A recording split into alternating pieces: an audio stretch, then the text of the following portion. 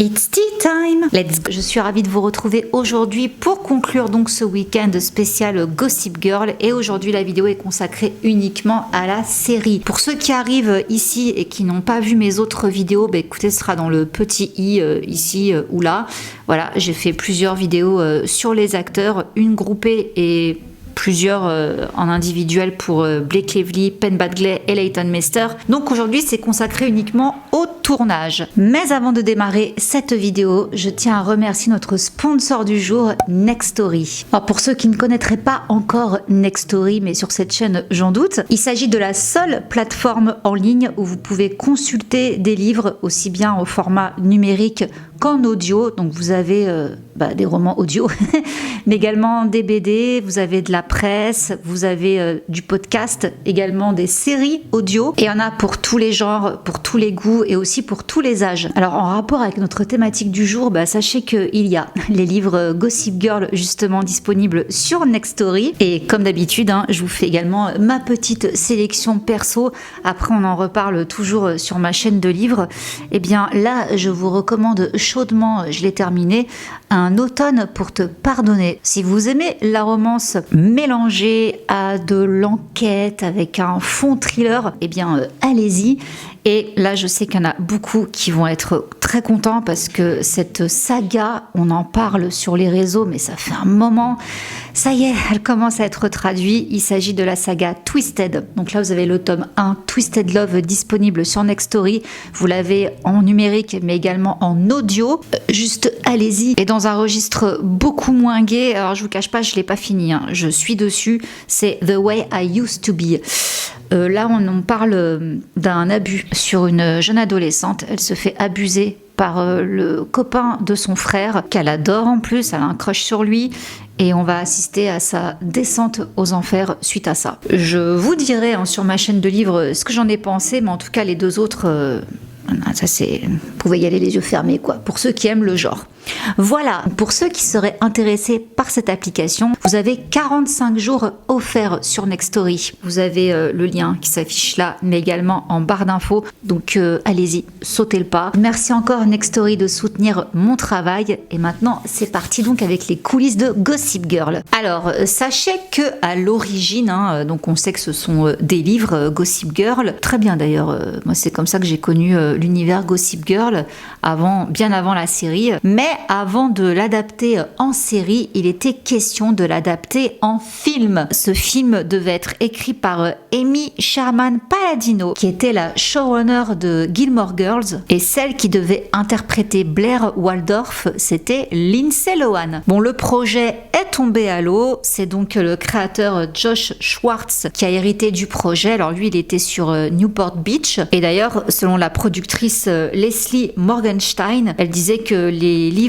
sont un feuilleton et qu'au final à la télévision ça fait beaucoup plus sens. Oui, c'est vrai, c'est pas faux. Et ce qui est marrant, c'est que Josh Schwartz, il était pas conscient en fait du phénomène des livres, et il s'en est rendu compte quand il était sur le tournage de la série Newport Beach. C'était le dernier jour de tournage et il y avait un groupe de fans de la série qui attendaient dehors, et ils lui ont dit alors c'est quoi le prochain projet, tout ça. Il a dit on va adapter les livres Gossip Girl, et là le groupe de fans a hurlé. Il s'est dit waouh, ok, il y a un engouement. Et donc le processus d'audition. Alors sachez que Serena, il y a une actrice très connue aujourd'hui qui avait auditionné pour le rôle. Il s'agit de Jennifer Lawrence. Bon, elle l'a pas eu, bien sûr, et elle était d'ailleurs assez dégoûtée de ne pas l'avoir eu. Mais finalement, peut-être que c'est une bonne chose parce que elle aurait peut-être pas percé dans Hunger Games, tout ça. Donc, bref, c'était pas le destin. Et il y avait encore d'autres noms qui avaient été cités. Donc, on a le directeur de casting qui avait déclaré je crois qu'au départ, la chaîne nous avait d'abord proposé Ashley Olsen et Rumor Willis pour Blair et Serena. J'adore Rumor, elle est devenue une actrice exceptionnelle, mais selon moi, c'était une façon de protéger l'investissement sur une série télé, alors que créativement parlant, ces actrices moins connues ont parfaitement capturé l'essence du show et l'ont maintenu pendant 6 ans. Alors il y avait également quelqu'un d'autre qui était pressenti pour interpréter Serena. Il s'agit de Katie Cassidy, ainsi que la mannequin dont les jambes ont été utilisées pour montrer Serena sur la couverture des livres. On avait pensé également à elle. elle. Et bon, comme je vous disais dans la vidéo consacrée à Blake Lively, bon bah c'est elle qui a décroché le rôle, grâce surtout à l'engouement autour de sa personne sur internet. Les créateurs ont vu que sur les forums son nom ressortait énormément, du coup ils l'ont fait auditionner, sauf que comme je vous l'ai dit également, ils trouvaient qu'elle faisait trop californienne et pas assez new-yorkaise. Du coup, ils lui ont raidi les cheveux, ils l'ont habillée de manière à ce qu'elle soit un peu plus new-yorkaise et ça a fait la blague, quoi. Donc, elle leur a tapé dans l'œil. Sauf que Blake, de son côté, rappelez-vous, elle voulait plus s'orienter vers ses études. Elle était encore en pleine confusion, tout ça. Et du coup, les showrunners lui ont sorti une grosse flûte, voilà ce qu'ils lui ont dit. D'accord, tu peux aller à Columbia University un jour par semaine. Après la première année de la série, ça va se calmer, ta vie redeviendra normale et tu pourras commencer à aller à l'école. Nous ne pouvons pas le mettre par écrit, mais on te promet que tu vas pouvoir y aller. Et c'est pour ça qu'elle a dit « Ok, vous savez quoi, je vais le faire ». Alors bien sûr, non, c'était pas possible, il n'y a rien qui s'est calmé du tout, au contraire. Donc voilà ce que Blake déclare. C'est un conseil à quiconque. Quand ils disent « On te le promet, mais on ne peut pas te le mettre par écrit », il y a une raison pour laquelle ils ne peuvent pas le mettre par écrit. Bon, il n'empêche que financièrement, c'était pas mal, 60 000 $ par épisode. Vous faites le calcul, on estime environ qu'elle a touché 7 260 000 $. Et ça, c'est une estimation, je ne sais pas s'il y a eu renégociation des contrats à un moment donné, mais en tous les cas, au démarrage, c'était ça, le salaire. Concernant le rôle de Blair, comme je vous l'ai dit dans la vidéo de Layton, à la base, elle a auditionné pour le rôle de Serena. En plus, elle était blonde à la base, donc c'était très bien. Mais non, eux, ils avaient déjà Blake Lively en tête. Du coup, ils lui ont dit, non, en fait, finalement, Serena, ça va pas être possible, mais il y a le rôle de Blair. Donc, qu'est-ce qu'elle a fait? Eh bien, elle est partie en vitesse se teindre les cheveux dans les toilettes et elle a donc auditionné pour Blair. Et le créateur Josh Schwartz, voilà ce qu'il dit. Elle était drôle et souriante, futée, et elle a joué le personnage de Blair en lui apportant quelque chose de vulnérable. Serena devait être blonde. Alors Layton n'a pas hésité, elle s'est teint les cheveux en brun, elle voulait vraiment le rôle. Donc voilà la petite anecdote concernant l'audition de Layton Mister pour le rôle de Blair. Donc maintenant, on a les deux rôles principaux. Il y a eu beaucoup de rumeurs disant que c'était la guerre entre Blake Lively et Layton Mister. Non, pas du tout. Alors c'est vrai qu'elles n'étaient pas super copines, mais juste parce qu'elles étaient différentes. Il y a le scénariste de la série qui dit que Blake et Layton n'étaient pas amies, mais elles étaient amicales. À la seconde où elles étaient ensemble sur le plateau, c'était comme si elles étaient vraiment amies. Blake est très impliquée dans le moment présent. Elle est parfaitement au courant de ce qui se passe. Elle sait que ce film va sortir, que ce groupe est en train de se monter. Layton, elle, est très en retrait et très calme. Et une fois que ces scènes sont terminées, elle va errer sur le plateau. J'avais cette image d'elle dans ses superbes robes avec un livre à la main, un peu flou dans les coins. Donc voilà, et ça c'est vrai que je l'avais déjà vu plusieurs fois que l'équipe du tournage ne parlait pas trop avec elle parce qu'elle avait souvent le nez dans un livre, quoi. Elle était un petit peu dans sa bulle. Alors que Blake, comme ils le disent, c'était la fille qui était au courant de tout, qui s'intéressait à tout. Layton était beaucoup plus introvertie, beaucoup plus renfermée. Mais c'est pas pour autant qu'il y avait de l'animosité entre les deux jeunes femmes. Alors question garde-robe, sachez que comme c'est dit dans la série, pour Blair Waldorf, on s'est clairement inspiré du style d'Audrey Hepburn, et pour la garde-robe de Serena, ils se sont inspirés de Kate Moss. Et concernant les garçons, on a une anecdote de Sebastian Stan qui raconte que quand il a été faire les essayages, on lui a dit que les hommes n'étaient pas autorisés à porter des ceintures avec leurs costumes dans la série. Donc effectivement, si vous regardez, ils n'ont pas de ceinture. Pourquoi ? Il y a le costumier de la série, Eric Daman, qui déclare que c'était aussi l'époque des métrosexuels de Jersey Shore et des jeans hideux avec des ceintures vraiment laides. Donc non, cela ne se produit pas sous ma surveillance. Et il déclarait aussi que les ceintures donnaient aux hommes une circonférence supplémentaire autour de la taille et personne ne veut cela pour un look élégant. Voilà, les dires du costumier, donc parenthèse de mode fermée. Maintenant, passons donc aux auditions de Chace Crawford, Nate Archibald. Alors lui, quand il a lu le script, il était pas du tout convaincu. Et il a fait un podcast sur le podcast justement de Jessica Swartz, XOXO, où il dit que ça avait l'air ridicule. Ils ne vont quand même pas garder ce titre. Bon, il s'est quand même rendu à l'audition, convaincu par les noms derrière le projet, et il dit que c'était un processus très étrange, toutes les auditions qu'il a passées. Mais ce qu'il retient surtout, c'est sa rencontre avec Leighton Meester. Alors là, comment ça s'est passé? Ils m'ont fait entrer dans cette énorme pièce et il y avait cette fille sur cette chaise tout au fond, dos à moi. Je me souviens avoir pensé, je ne la vois pas du tout comme Blair Waldorf. Je ne peux pas le voir. Mais il a rapidement changé d'avis. Quand il s'est approché d'elle, il lui a lancé un « salut, enchanté ». Et là, il dit qu'elle s'est retournée de manière sournoise, arborant le fameux bandeau de Blair. Et là, il s'est dit « Ah, c'est elle, c'est cette fille. Elle peut jouer, elle est parfaite pour le rôle. » Nous avons eu une sorte de connexion amicale instantanée. C'était facile de parler avec elle. Donc voilà, ça l'a tout de suite fait avec Leighton. Et donc concernant le rôle de Nate, eh bien à la base, c'est Ed Westwick qui avait auditionné pour ce rôle. Or, les directeurs de casting trouvaient qu'il avait une tête de psychopathe.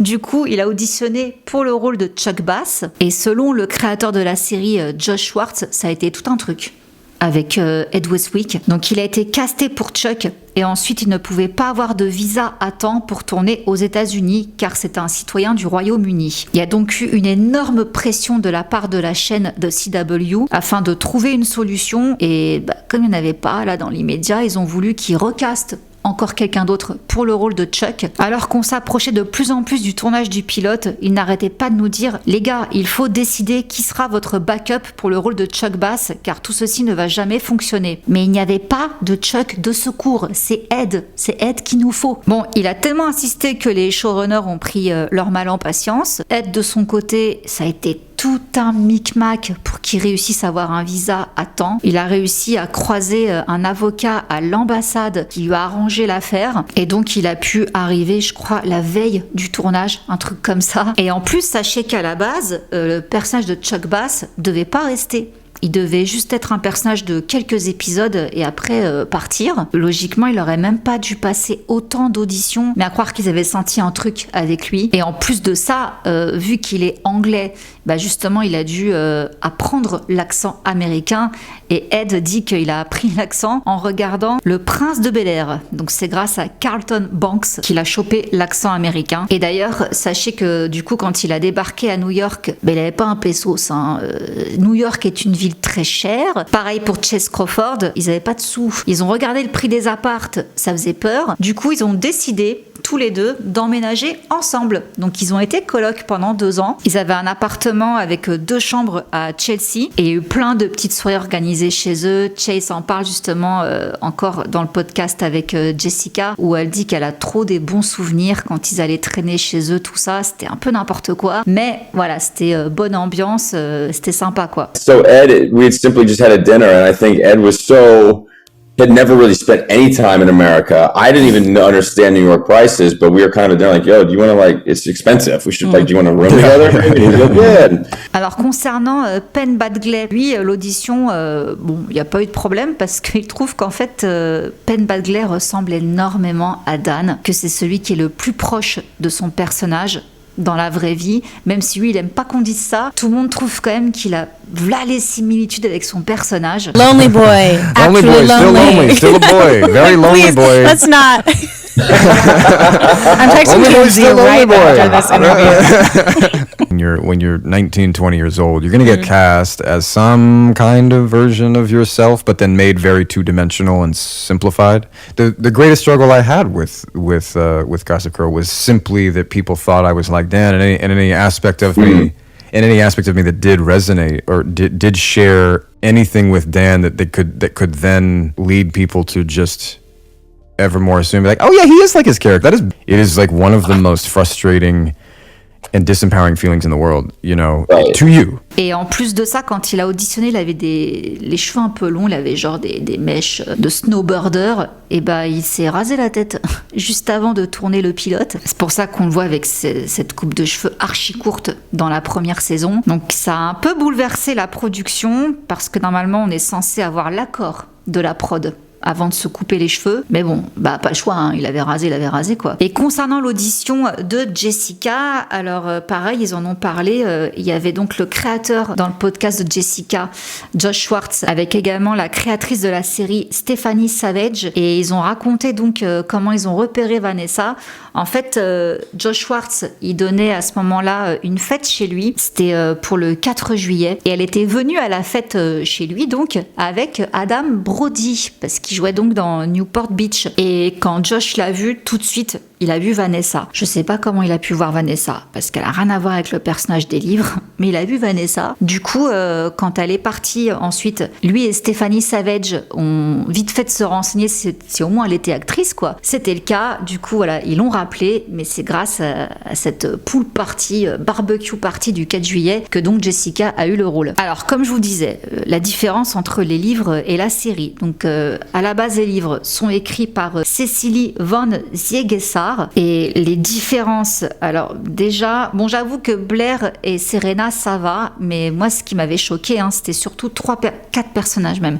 C'était Dan, Jenny, Vanessa et Rufus. Ils sont pas du tout décrits comme ça dans les livres. Dan, c'est un espèce de poète solitaire, un peu maigrichon, palo, tout ça. Vanessa, elle a la tête rasée. Jenny, elle est un peu ronde. Et Rufus, limite, il a un physique qui va avec son prénom, quoi. Rien à voir avec les personnages de la série. Et justement, c'est ce qui a déplu à l'autrice. C'est particulièrement Vanessa. Donc voilà ce qu'elle a déclaré. Je pense que Vanessa est un personnage qu'ils ont ruiné. Dans le livre, elle est géniale. Elle a le crâne rasé et porte beaucoup de noir, et je pense que beaucoup de lecteurs qui ne lisent pas habituellement de fiction pour adolescents s'identifient à Vanessa. Même si je n'aime pas le personnage de Vanessa, je n'ai rien contre l'actrice Jessica, mais j'aimerais juste que le personnage soit un peu plus comme celui qu'il était dans les livres. Et pareil d'ailleurs, je me souviens que le personnage de Jenny dans les livres, il a eu après sa propre série qui s'appelait The Hit Girl. Bon, ils l'ont pas fait en série par contre. Mais ouais, Jenny était beaucoup plus intéressante dans les romans, elle était flinguée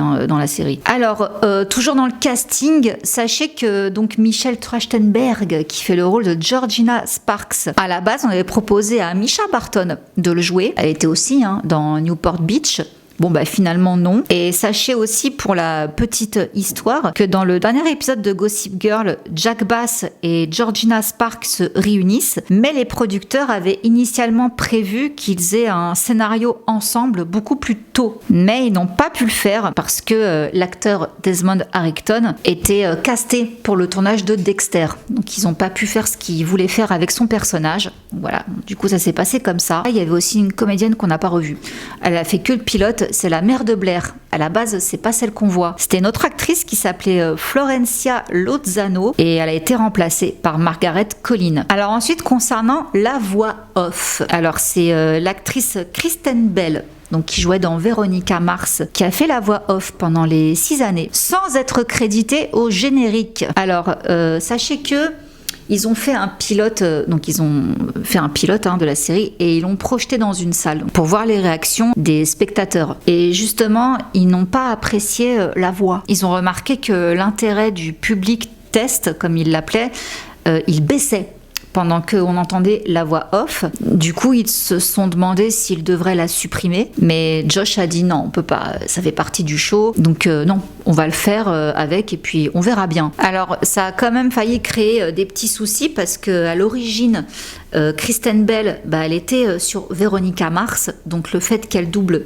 tous les épisodes de Gossip Girl et qu'elle joue en même temps dans la série, ils se sont dit peut-être qu'elle pourra pas, elle aura peut-être pas le temps. Bon le problème a été réglé parce que finalement la série a été annulée, Veronica Mars, du coup elle a pu se consacrer à Gossip Girl. Et sachez qu'au passage, il n'y avait pas que Kristen Bell qui était pressentie pour faire la voix off, on avait aussi retenu Christina Ricci et Selma Blair. Alors maintenant parlons un petit peu de ce que Gossip Girl représente. Alors la jeunesse dorée de l'Upper East Side, ça n'a pas plu, cette version-là de l'élite new-yorkaise, et ça n'a pas plu de la part de cette fameuse élite, justement. Donc ils trouvaient que Gossip Girl avait exagéré leur mode de vie, et d'ailleurs il y a des étudiants de New York qui avaient déclaré que leurs écoles leur avaient interdit de regarder l'émission pour pas que ça les influence, quoi.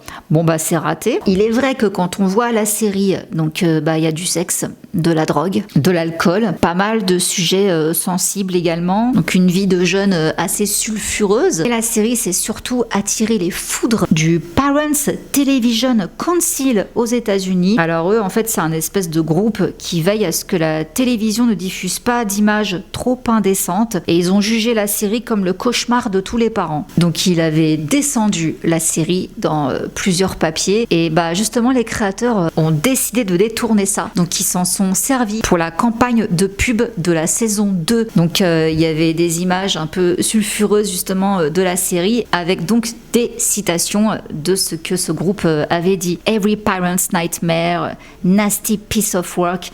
Et je me rappelle d'ailleurs très bien que ces affiches-là, j'étais à Los Angeles, justement, à ce moment-là, et elles étaient partout.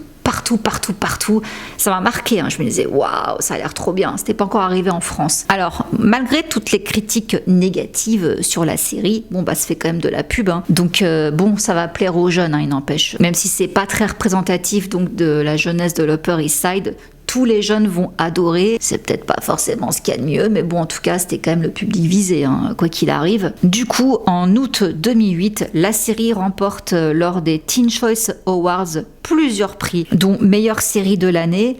Pourtant, comme je vous l'ai dit, je sais plus, dans la vidéo, je crois, de Blake, le taux d'audience à la télé était pas fifou, quoi. Les audiences, elles étaient faibles, enfin, c'était en concurrence avec les experts, Grey's Anatomy, etc. Ça avait du mal à relever le niveau, mais ça a quand même fait fureur auprès des jeunes. Il y a eu une fanbase qui s'est créée, mais ce qu'il ne faut pas oublier, c'est que déjà à cette époque-là, on pouvait télécharger illégalement. Et elle s'est fait bombarder, surtout en Chine. Voilà, les téléchargements illégaux, ils ont carrément explosé, quoi. Donc c'est cool, finalement, les gens la regardent, sauf que ça rapportait pas autant d'argent qu'ils l'espéraient. Et c'était un petit problème parce que la série se passe à New York. Et New York, encore une fois, ça coûte bonbon. Donc sachez par exemple que de tourner à New York, ça coûtait environ entre 10 000 et 60 000 $ par jour. Le nombre de scènes qui se passent dehors dans les rues de New York, il y a quasi que ça, quoi. New York, oui, il fait partie de Gossip Girl, c'est un des personnages de la série. Donc voilà, c'était pas simple de trouver des revenus, il a fallu trouver d'autres moyens de se faire de l'argent autour de la série. Mais comme je vous disais tout à l'heure, donc la série, elle s'est créée direct une fanbase de dingue, et ça en devenait d'ailleurs très handicapant. On a une anecdote de Chase Crawford et d'Ed Westwick, comme je dis, donc ils étaient colocataires, et un soir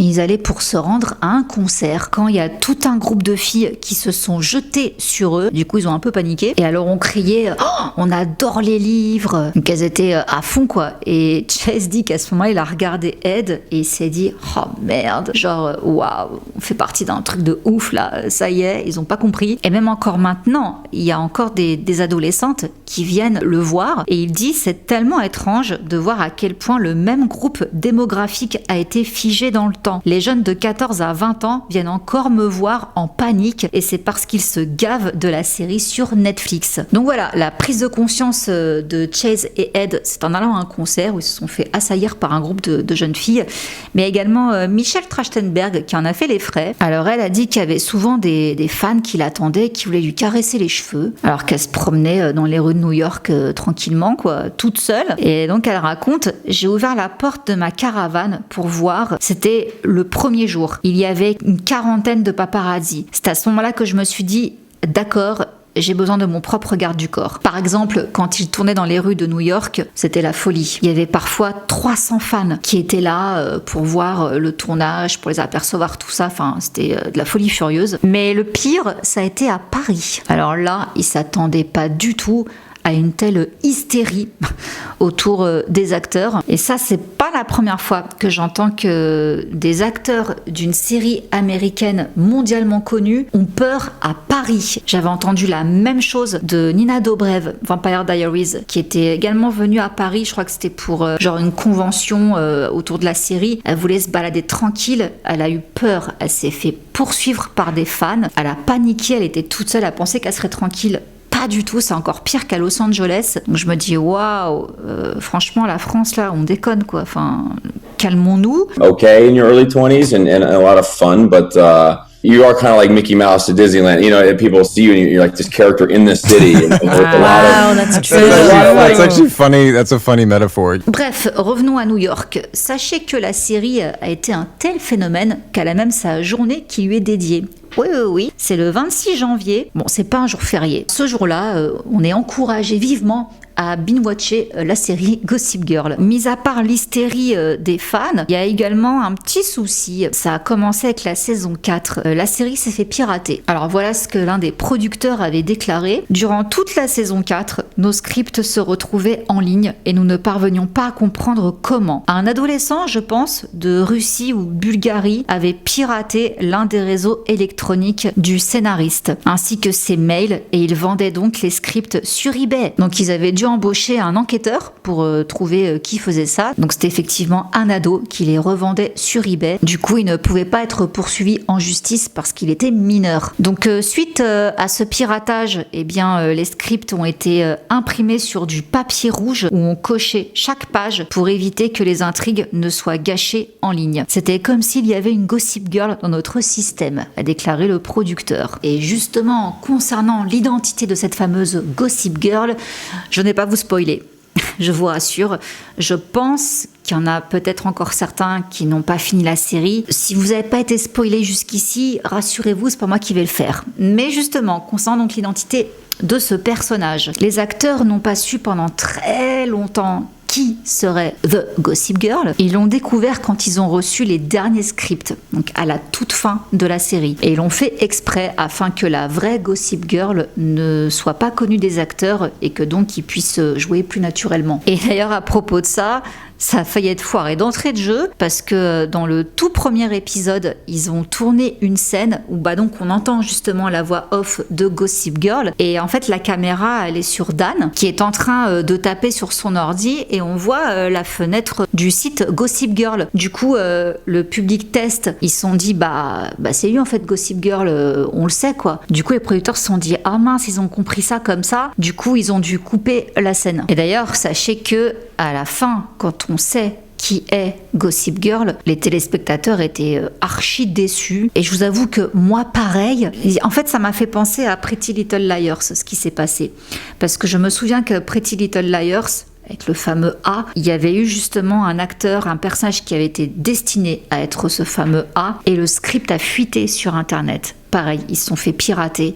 Du coup, les créateurs ont dû trouver vite autre chose pour nous pondre un A qui n'a aucun sens.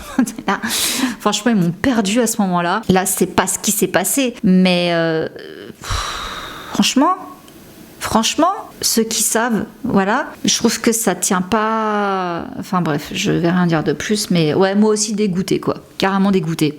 Alors concernant les couples, on va en parler un petit peu. Alors il y a toujours eu des rumeurs entre Chase Crawford et Taylor Momsen. Franchement, j'y crois pas du tout. La nana, elle était archi mineur de chez mineur quoi.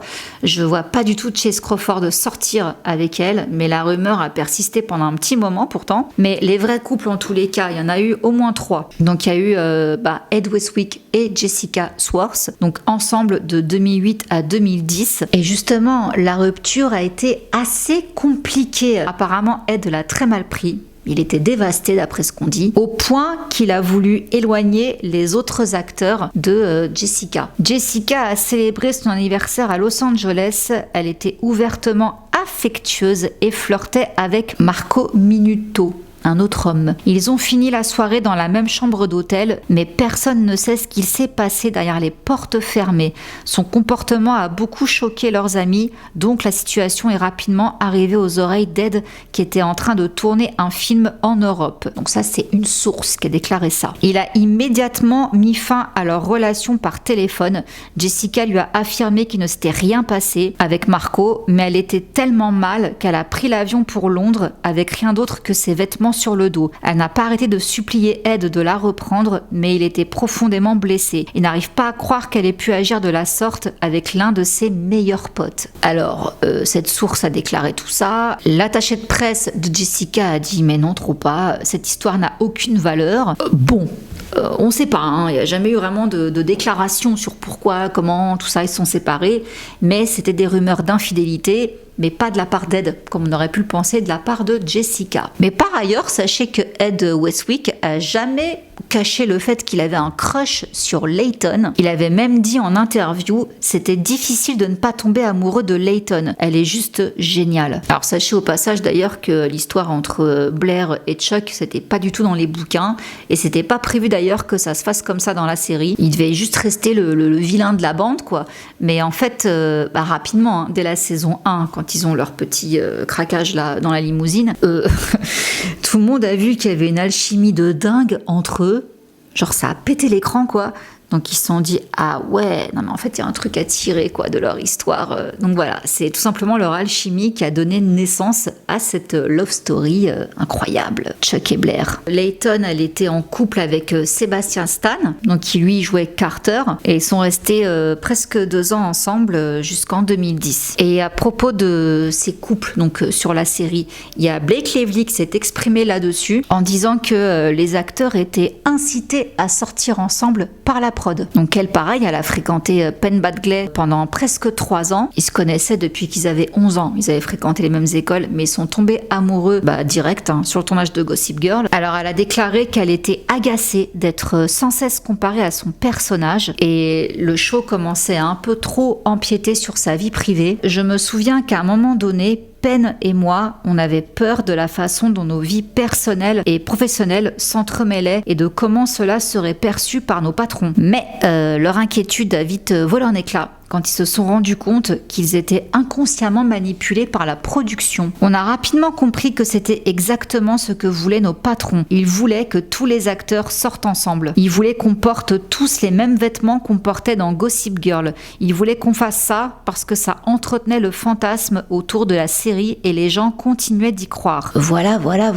Bon, comme je vous disais dans les vidéos sur Penn et Blake, eux ça a été propre, hein. Ils ont été très discrets. Quand c'est fini entre eux, personne dans la série ne le savait. Ils avaient averti personne, ils l'ont su bien des mois plus tard. Donc voilà, il y avait déjà ces 3 couples. Et un 4e, c'est les parents. Donc celui qui interprétait Rufus, donc Matthew Settle, avec Lily. Enfin le personnage de Lily, la mère donc de Serena, l'actrice Kelly Rutherford. Alors parlons un petit peu de drama. Il n'y en a pas eu des masses, hein, franchement.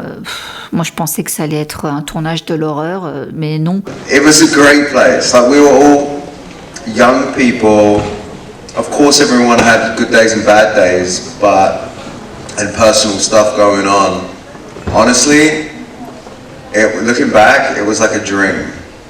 It was like a complete and utter dream. The crew were angels, complete angels. It annoys me when there's like rumors. The internet annoys me anyway because it's full of shit. We all really had some good laughs and good early mornings and good late nights on set. I mean, it was a special time, and to have that pulled away at the end of it too, for me, was really jarring to have to move back. Or, I felt like I had to move back to LA. I definitely didn't, but to move back and be thrown in back there, I didn't handle it too well for a while. Il y a eu un petit truc, bon quand même, si, avec Taylor Momsen et Layton Mister, mais c'était pas vraiment la guerre entre elles. Il y a eu un conflit musical, voilà, on va dire ça comme ça. Donc Layton s'est mise à chanter, Taylor aussi, et du coup la musique de Layton s'est retrouvée dans la bande son de Gossip Girl. Donc il y a eu 2 chansons de Layton qu'on a pu entendre dans Gossip Girl et Taylor 0. Donc du coup il y a eu une dispute qui a éclaté et la chaîne en charge de l'émission, elle avait publié une déclaration expliquant qu'elle jouerait la musique de Taylor lorsqu'elle serait prête. Le spectacle soutiendra Taylor et sa musique le moment venu, mais sa musique n'est pas encore prête. Alors je pense que c'était une façon gentillette de dire qu'en fait non, mais je pense pas que ça soit personnel, c'est juste qu'en fait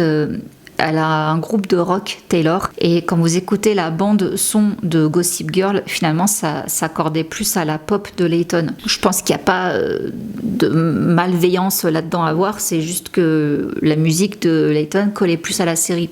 Point. Bon, il y a quand même eu des choses qui ont été dites sur Taylor, notamment, comme je vous disais, elle a beaucoup changé, donc ils ont été obligés de composer avec. C'est pour ça que Jenny devient trash. C'est parce que Taylor, elle a commencé à avoir son groupe de musique en parallèle. Du coup, elle a commencé à avoir ce maquillage très noir, ses vêtements déchirés, etc. Ça n'avait plus rien à voir avec la Jenny des premières saisons, plus du tout. D'ailleurs, c'est là que j'ai encore moins accroché avec elle. Et bien que Taylor ne dise rien de mal, les producteurs l'ont laissé filer, ils l'ont soutenu, tout ça. But it's like I woke up one morning and went, wait a second, I don't have to do this. I don't have to do this other job. I can just play in my band. But the answer was yes. They really allowed me to follow my dream. And That's beautiful. And so I'm forever grateful and thankful to them. Mais apparemment, elle était quand même exécrable sur le tournage, une vraie diva. Et on a aussi d'ailleurs Connor Paolo qui a quitté la série, pratiquement lui à la dernière minute, pour aller jouer dans Revenge. Alors, sachez que Gossip Girl a connu des dérivés au Mexique, en Chine, en Turquie et en Thaïlande. Et on a pu aussi avoir un spin-off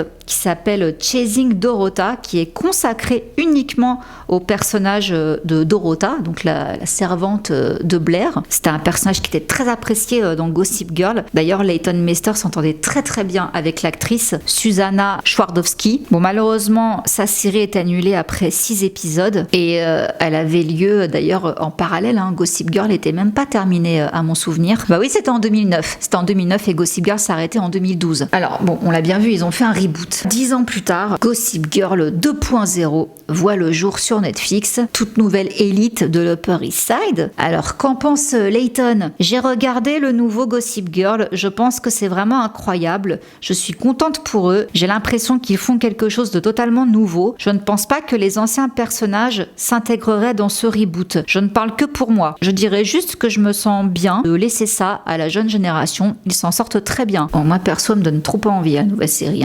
Mais bon, il n'empêche que sur Gossip Girl, qu'est-ce que les acteurs ont à dire ? Parce que sur le moment, tout le monde a été génial, super, on a adoré, nanana. Mais plusieurs années plus tard, les acteurs ont commencé à parler en mal de la série.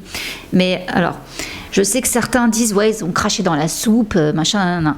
Non, je pense juste que maintenant, ils sont tous adultes. Les 3/4 sont parents. Donc, je pense que le regard qu'ils ont sur la série a énormément changé à cause de ça. Donc, je pense que c'est normal qu'ils ne voient plus la série de la même manière. Et donc, voilà, par exemple, ce que Leighton a déclaré. « J'étais jeune quand j'ai commencé Gossip Girl. Un grand nombre de personnes étaient subitement autour de moi et on scrutait mes faits et gestes. Si tu n'as pas la bonne perspective, tu peux être dérouté par ces gens qui sont si gentils avec toi ou qui te jugent pour un comportement qui est typique de quelqu'un dans la vingtaine. Je ne suis pas hantée par cette période de ma vie, mais ça a été intéressant pour moi de revenir là-dessus avec mon point de vue d'adulte et de me dire que ce n'était peut-être pas l'environnement le plus sain. C'était une période vraiment spéciale, remplie de challenges qui n'avaient rien à voir avec Gossip Girl, tandis que d'autres, oui. Mais ça m'a beaucoup aidé à devenir la personne que je suis aujourd'hui. Je n'échangerai tout ça pour rien au monde. C'est une sorte d'arrêt dans le temps. On me demande souvent si ça me manque, si j'aimais mes tenues, et je comprends tout à fait. Mais c'est comme si l'on me disait « Le lycée était si bien, tu voudrais pas y retourner ?» La vérité, c'est que cette période est très spéciale et unique. C'était une incroyable expérience, mais non, je ne voudrais pas y retourner. J'étais une enfant. L'organisation était exténuante. Les tournages pouvaient durer jusqu'à 16 heures par jour, 5 jours par semaine dans un studio de Long Island City. J'ai dû rapidement comprendre, et ce, avec un esprit pas totalement développé, ce qui était réel et ce qui ne l'était pas, en qui je pouvais avoir confiance ou non. Donc ça, c'est le côté positif. Maintenant, comme je vous disais, le côté négatif. Alors, elle a justement participé également au podcast de Penn Badgley, et voilà ce qu'elle dit. « J'avais 20 ans à l'époque, je tournais des scènes non seulement de relations sexuelles, mais aussi de fantasmes sexuels, et dans un lit avec un autre homme. Nous avions 20 ans. Donc, aux yeux de celles et ceux qui regardaient, et notamment des filles de 16 ans, je jouais une ado de 16 ans. Il se disait que c'était ce à quoi une ado de 16 ans devait ressembler. Il regardait une jeune fille de 16 ans faire l'amour et porter de la lingerie et montrer son corps, alors qu'en réalité, ce n'était pas une fille de 16 ans, c'était une fille de 20 ans. Mais mon cerveau me dit qu'elle a 16 ans. Donc ça dérange, c'est bizarre. Et justement, il y a Dan qui répond oui, si nous avions mis des jeunes de 15 ou 16 ans dans ces séries et dans ces films pour ados, nous serions tous choqués. Ce ne serait ni drôle ni sexy, tout comme le fait d'entrer dans des bars et de commander un Dirty Martini sans que ça pose aucun problème alors qu'on a 15 ans, soi-disant, hein, pour le rôle. Donc non, Gossip Girl n'est vraiment pas un bon exemple pour les jeunes. On a Chase Crawford, lui, il m'a fait trop rire. Lui, il a dit qu'il avait perdu sa dignité quelque part entre la saison 2 et la saison 3. Ça m'a fait rire. Alors, on a aussi Blake Lively. Je vous avais dit un petit peu dans sa vidéo à elle que, pareil, ça lui posait souci avec le recul. Gossip Girl, c'est une chose étrange quand les gens ont l'impression qu'ils vous connaissent bien alors que ce n'est pas le cas. Je ne serais pas fière d'être la personne qui a donné à quelqu'un de la coke, qui lui a provoqué une overdose, puis qui a tiré sur quelqu'un et a couché avec le petit ami de quelqu'un d'autre. Les gens ont adoré, mais cela a toujours semblé un peu compromettant personnellement. Vous pouvez faire passer un meilleur message. Quand des parents me disaient « Oh, mon ado regarde votre série », je voulais leur répondre « Attendez, mais pourquoi ? Est-ce que vous en discutez ensuite ? De la consommation de drogue au meurtre, c'est sexuel et salace. » Voilà ce que les acteurs pensent de la série. Et c'est la fin de cette vidéo. J'espère qu'elle vous aura plu. Qu'en pensez-vous ? Franchement, vachement moins de drama que ce que je croyais. Moi, je pensais que ça s'était grave tiré dans les pattes et tout. Et voilà les amis, écoutez, on s'arrête là. Je vous retrouve mercredi pour l'actu du mois qui sera particulière parce que là, je vais inclure le gros morceau Casey P. Diddy et je vous dirai par la suite ce qui va se passer parce qu'il y a d'autres vidéos qui vont arriver en rapport avec P. Diddy. Merci encore une fois à Nextory d'avoir sponsorisé cette vidéo. N'oubliez pas, vous avez le lien qui s'affiche là, mais également en barre d'infos pour profiter des 45 jours offerts sur l'application. Et sur ce, je vous dis à mercredi. Je vous fais plein de gros bisous. Mouah. Ciao. Undercover on the beat, so twerk it, bitch.